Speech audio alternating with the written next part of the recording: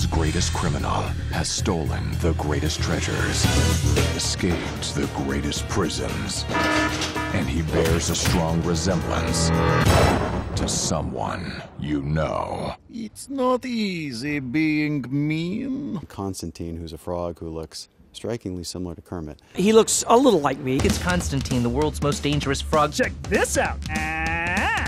Oh, look, it's Kermit. Well, what did you do with Kermit? You know, it's funny. Everybody keeps on talking about this Constantine character who looks like my Kermit, but I have not seen anyone here on set who looks like my Kermit. I have noticed that Kermit has been a little moody.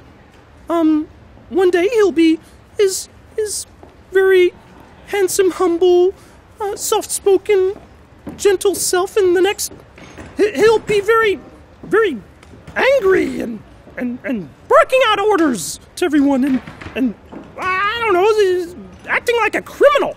There must be some mistake. I'm Kermit the Frog. I'm not Constantine. You're going to be here a while. I love playing a baddie. Dominic, international tour manager.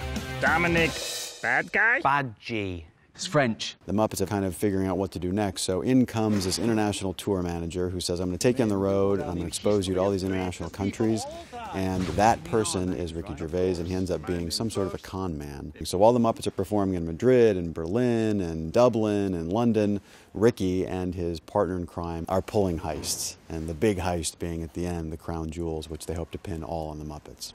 I think there's something fundamentally more exciting as an actor to play evil, you know, particularly when you're sort of deconstructing it in a loved children's franchise. I've got the moves like Jagger. Good grief. Muppets Most Wanted.